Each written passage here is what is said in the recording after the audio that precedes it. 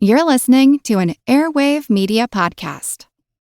New year, new credit scores. Chime makes it easier to build credit using your own money and on-time payments with the secured Chime Credit Builder Visa Credit Card. Use it everywhere Visa credit cards are accepted. To apply, just open a Chime checking account with a qualifying direct deposit. There's no annual fee or credit check required when applying. Get started at chime.com/build. That's chime.com/build. The Chime Credit Builder Visa Credit Card is issued by the Bancorp Bank N.A. or Stride Bank N.A. Members FDIC. Late payment may negatively impact your credit score. Results may vary.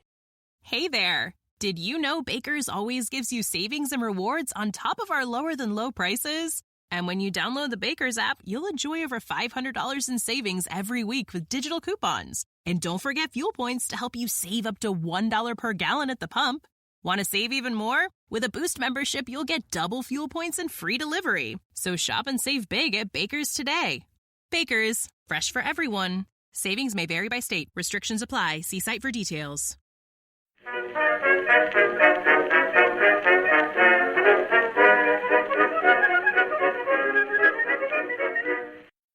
Hello everyone and welcome to History of the Second World War Members episode number 4, The Treaty Cruisers. While the naval limitation treaties, which would begin with the one signed in Washington in 1922, would not be enforced throughout the entire interwar period, they would still have a lasting impact on naval design well into the war years. Until the closing stages of the Pacific War, the vast majority of naval ships in all of the navies around the world were either ships that had been constructed before the treaty was in place, ships that were built directly under the constraints of the treaty, or ships whose design was greatly impacted by the years that every nation spent designing around treaty limitations. In most cases, these constraints meant that ships had to be built smaller than what probably would have happened otherwise. But there was one type of ship that instead of getting smaller due to the treaty actually increased. They got larger, and this was a heavy cruiser. Trying to categorize and classify cruisers is a bit confusing. Before the First World War, there were armored, protected, and light cruisers, and after there would be light and heavy classifications of cruisers. And the only real similarity between all cruisers is that they were larger than destroyers, but smaller than battleships or battle cruisers. The reason for the wide range of designs and capabilities within the space of a, quote, cruiser is that cruisers were called upon to complete a wide variety of tasks. Trade protection and commerce raiding would become their most publicized role, with the exploits of ships like the German cruiser Emden during the First World War being front-page news. But cruisers were also important utility ships, scouting for the fleet, hunting down enemy destroyers and cruisers, patrolling, and a whole list of other jobs. All of these different roles would lead to many different designs, but then, during the Washington Naval Conference, they would put in place a very specific set of limits on cruisers. These limits, with a maximum allowable displacement of 10,000 tons and a maximum gun size of 8 inches, would cause every major navy in the world to suddenly treat those limitations not as maximums, but instead the absolute minimum allowable size for new heavy cruisers. In this episode, we will discuss some of the attempts by the major navies around the world to create ships that met these new requirements, and discuss the many trade-offs that they would be forced to make to try and create their own treaty cruisers. The inclusion of the 10,000-ton limit in the Washington Treaty was an interesting event because, much like the 35,000-ton limit on capital ships, it was not really based on any coherent idea of what was the best or the correct size for a cruiser. It was instead just a number that was simply big enough to be able to accommodate cruisers that were under construction at the time of the conference. The British had just finished building a new cruiser, the first of the Hawkins class, which was 10,000 tons and had 7.5-inch guns. This class of ship had been built with the commerce protection role in mind, essentially in response to ships like the Emden, who had done so well during the First World War. The Hawkins class was the first of its kind for the Royal Navy, and it would prove to be a problematic design. The problems with the Hawkins class, which were really intrinsic to trying to fit large guns in a very small frame, would only become apparent later, after the treaty had already used the Hawkins as the template for what a large cruiser should be. The limit, when proposed, was able to gain the support of the American Navy because they wanted to build big cruisers due to the distances that they would likely have to traverse in the Pacific. As I mentioned, there was not a ton of thought given to the technical side of such a limit, as described by Stephen Roskill and Corelli Barnett in Naval Policy Between the Wars, Volume 1, The Period of Anglo-American Antagonism, 1919 to 1929. Quote, "A curious feature of this phase of the negotiations is, however, that neither the British nor the American naval authorities appear to have given any serious thought to the tactical and technical aspects of the decision that future cruisers should be very much larger than almost all existing ships and could be armed with an untried weapon of considerably larger caliber, and the virtual certainty that the naval powers would design their new cruisers right up to the permissible limits seems to have passed unnoticed.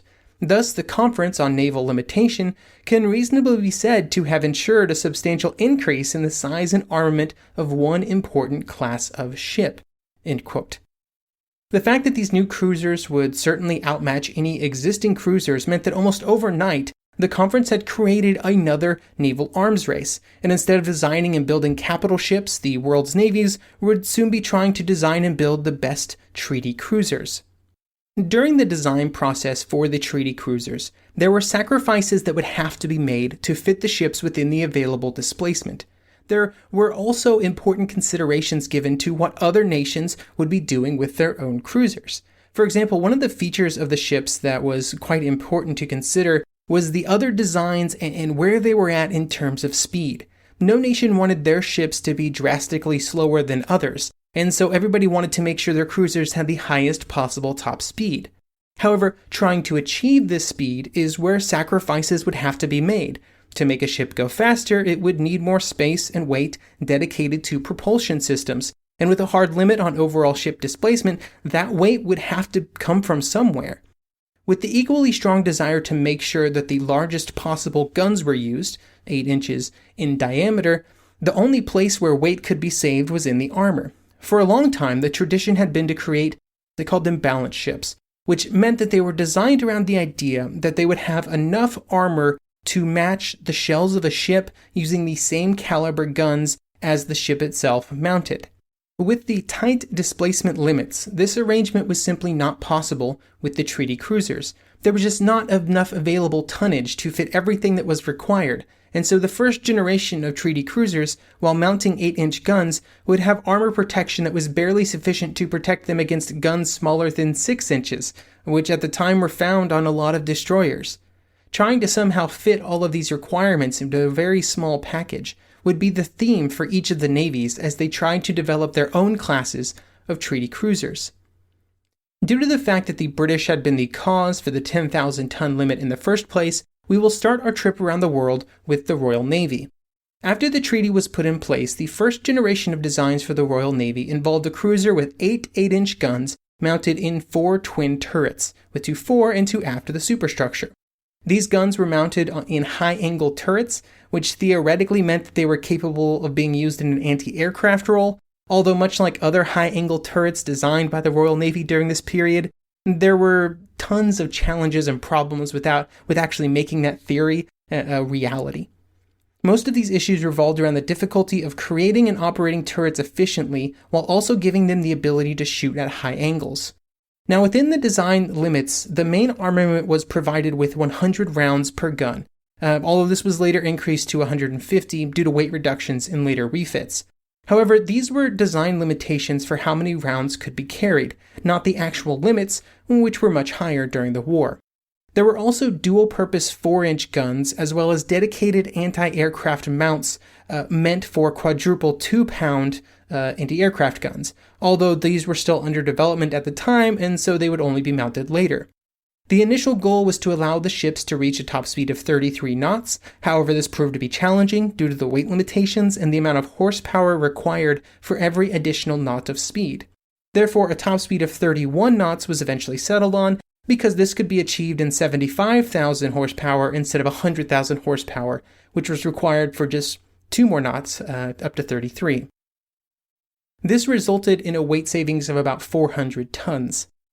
Now, after these designs were accepted by the Navy, the plan was to begin a large building program that would eventually result in the Royal Navy having 17 of these treaty cruisers, which were known as the County class. And they planned to start off big with 8 ships to be laid down in 1924. It was at this point that the political realities of the time began to alter these plans. A Labour government was elected in 1924 with the goal of spending less on the military, including the Navy.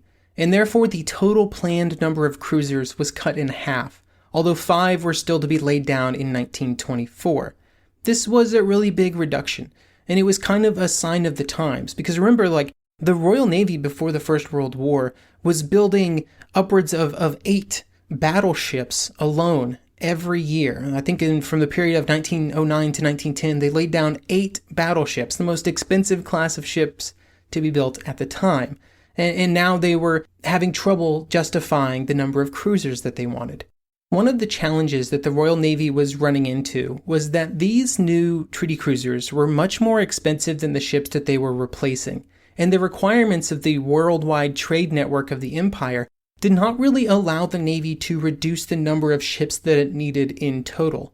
In hindsight, it almost certainly would have been better for the British to have advocated for a smaller ship displacement in Washington, even if it meant sacrificing the Hawkins class, so that it would have been cheaper to build the number of cruisers that were really required by the Royal Navy for it to complete its strategic goals. However, this was not the path that they were on, and so instead, they would try to evolve and improve the design of the treaty cruisers in future iterations. While the first set of County-class cruisers were just starting construction, they were called the Kent class. The plans for the next, the London class, were already being refined. There were changes to the basic design almost immediately, with a slight increase in the overall length of the ships and a reduction in the overall width, which allowed for a slight increase in speed. However, most of these changes were small changes that produced slightly different performance profiles, but did not in any way alter the general characteristics of the ships. The same was true for the final 2 ships of the County class, which would be laid down in 1927. More ships were planned, but economic realities put those plans on hold, and eventually they were just canceled. While the number was much smaller than they had hoped for, the Royal Navy was still able to produce 11 treaty cruisers, either in commission or nearing completion at the end of 1930. This was far more than the United States. The Royal Navy also began planning for the future, with plans for a new class of heavy cruisers to be constructed after the treaty limitations were no longer in place, which by the early 1930s looked to be a question of when and not if. If built, they would have been closer to 20,000 tons instead of 10,000, with almost 4 times the amount of armored protection. This would have put them roughly on par with some pre-war World War I battleships, which had participated in the Battle of Jutland. However, these larger cruisers would never make it off the drawing boards before the beginning of the Second World War, at which point they were abandoned to allow greater focus on more important concerns.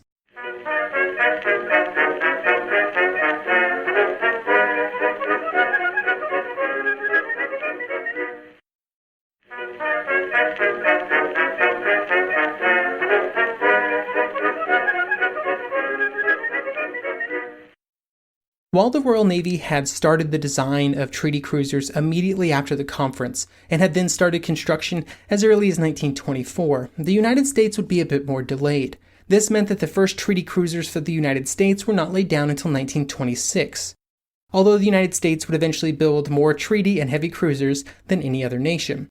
The resulting class of ships, named the Pensacola class, would be heavily influenced by the British Hawkins class, and much like almost every other treaty cruiser, it was designed right up to the displacement limit. The Pensacolas would mount more guns than the British ships, with 10 instead of 8 8-inch guns, and these guns would be configured in what I think is a unique arrangement with 2 double and 2 triple turrets, but with the triple turrets mounted above the doubles, instead of the more typical opposite arrangement. Now, this arrangement was put in place because the width of the initial ships could not accommodate the width of the triple turret as far forward and backwards as it would need to be. And these ships would also have a very light complement of anti-aircraft guns, although this would be greatly improved in later refits. While the British had focused their designs on the needs of trade protection, the United States was putting a far greater emphasis on the scouting ability of their cruisers. And with aircraft being so potent in this role, the Pensacola's were given an initial complement of 4 seaplanes that could be launched from the ship's 2 catapults. The final displacement of these ships was only about 9,100 tons, well under the treaty limit, due to the absolute bare-bones nature of their protective armor. A feature which was seen as a mistake soon after the ships were completed and the United States saw what everybody else was doing. Eventually, only 2 Pensacola-class ships would be completed, both in 1926, and future ships would be of an enhanced design. The next class of American treaty cruisers would reduce the number of guns down to 9, with the decision made based on the actions of foreign navies. The idea was that with most of other navies opting to only mount 8 8-inch guns, the United States could subtract 1 gun to save some weight for use on other items. It would still give it 9 guns, which were mounted in 3 triple turrets, which would still give some superiority in fire, but did not necessitate a 4th turret and the weight and design restrictions that 4 turrets entailed. This change would first appear in the Northampton class, which was laid down in 1928.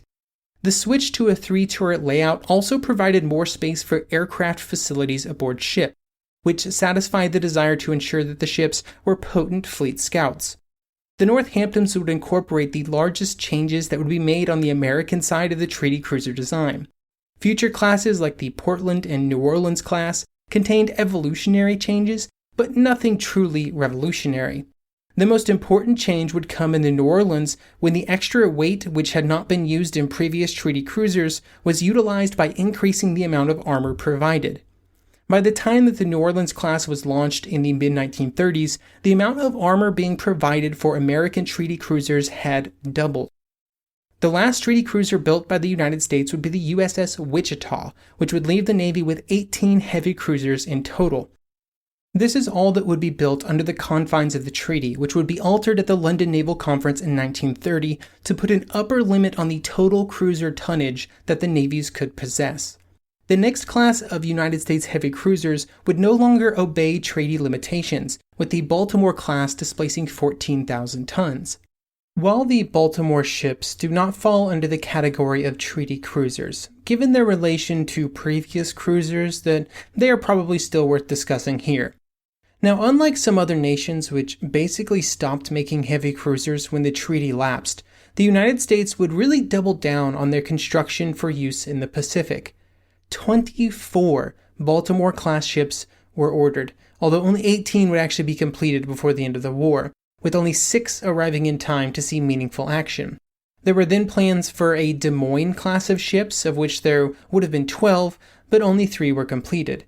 By the time that these final ships were being constructed in the final stages of the war, their armament had shifted, and while they still mounted the same number of large guns, the anti-aircraft armament on each ship had exploded in number. It should also probably be mentioned that while the numbers of ships under construction for the U.S. Navy seem incredibly large for this type of ship, this was partially due to the fact that in 1945, the Americans were building a colossal number of ships of all types, most of which would not be completed before the war ended. The last of the Des Moines class, the Newport News, wouldn't be decommissioned until 1975, making it the last of the treaty-influenced heavy cruisers, which mounted the 8-inch guns, to see active service. For Japan, the treaty cruisers maintained a special place within naval plans because they were the largest ships which were not limited by the treaty. This meant that the Japanese could theoretically build as many treaty cruisers as they wanted, at least under the initial treaty. And so they saw this type of ship as a way to at least in some way offset the disadvantage that they were forced to accept in capital ships.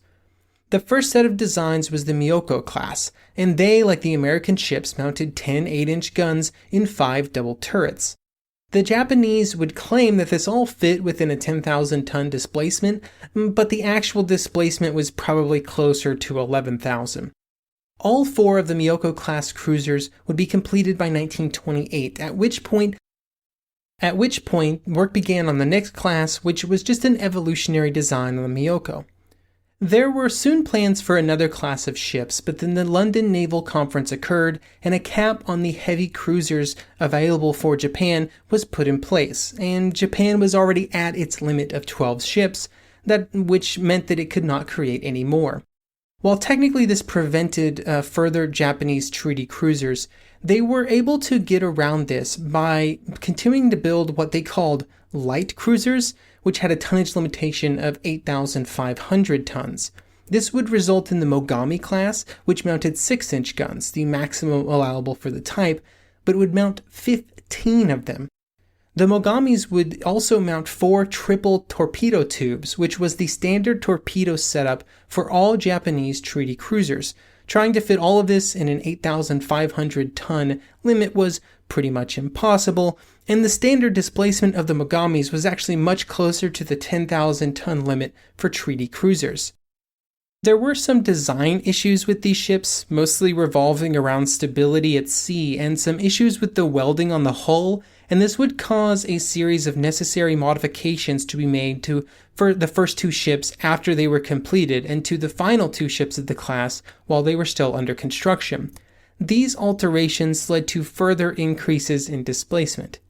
After Japan exited the Washington Treaties system, they would build the Tone class of heavy cruisers, which had a displacement well above 10,000 tons.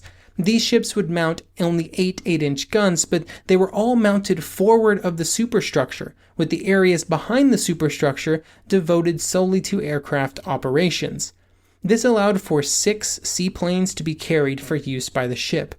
There were plans for another class of cruisers, the Ibuki class, which would have been an even larger version of the Mogami design, but they were not completed. The Ibuki would not be launched until May 1943, but at that point construction was put on hold while attempts were made to turn the ship into an aircraft carrier, work that was never completed. While the 3 largest navies would produce the largest number of treaty cruisers, other nations would also join in their design and construction, just in smaller numbers. For the Italians, the first set of treaty cruisers would belong to the Trento class, of which there would be 2 built starting in 1925. They would have a pretty standard armament, 8 8-inch guns and twin turrets. The Italians had some advantages over the big 3 navies, in that their position in the Mediterranean meant that overall range and endurance was far less important. Instead, they emphasized speed, and the Trento class had a design speed of above 35 knots. This would be achieved by foregoing armor almost entirely, so that more weight and space could be devoted to propulsion machinery. In the next class, the Zara class, there was some pullback on this, and the top speed would be set at just 29 knots. Now, this allowed for ships to be shorter, and the after-torpedo armament was removed, and the complement of aircraft reduced to just 2, all of which saved up about 1,500 tons to dedicate to protection. However, even with all of these efforts to save weight, the final displacement of this class would still be well over 11,000 tons. The French were in a similar position. They put a much smaller emphasis on range with their first set of treaty cruisers, the Suffren class, which had close to half the range of their British counterparts. However, a top speed of 35 knots was recorded during trials, and unlike the Italian cruisers, the French were also able to use a hull design which retained more of that top speed when the ship was fully loaded, so it could go faster under real circumstances. The Italian Trento class generally lost over 6 knots when fully loaded, whereas the French were able to keep their speed above 30 knots, which was definitely faster than the Italians in war situations.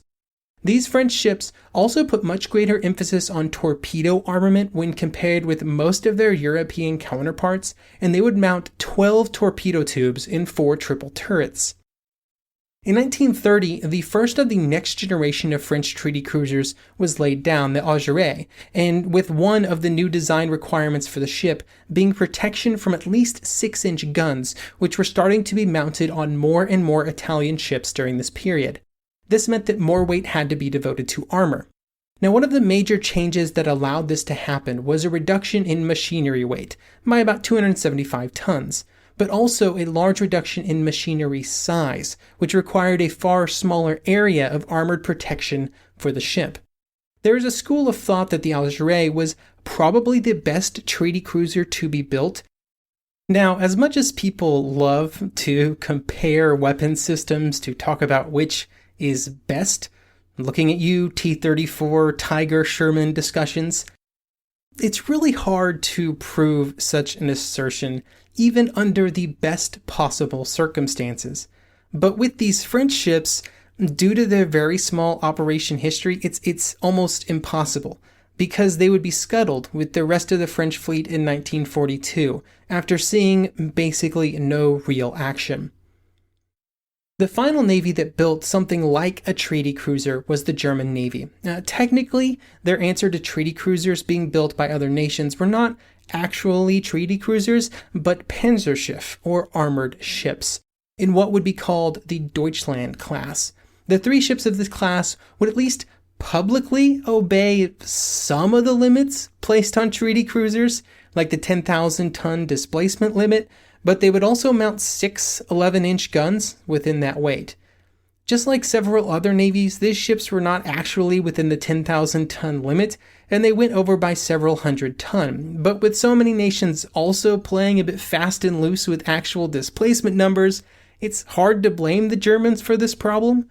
The Deutschland class would be unique in that they would be propelled by diesel engines, which provided savings in weight, size, and offered much greater endurance. It allowed the ships to have almost twice the range of their British contemporary ships. The diesels were considered so successful that there was a strong push to use them on the next set of German cruisers, the Admiral Hipper class.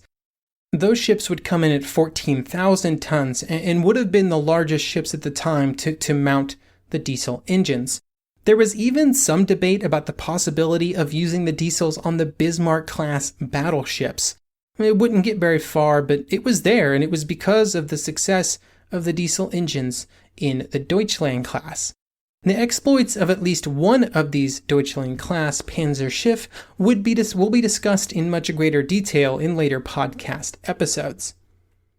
I hope you've enjoyed this episode, a kind of a deep dive into some of the technical aspects of the treaty cruisers.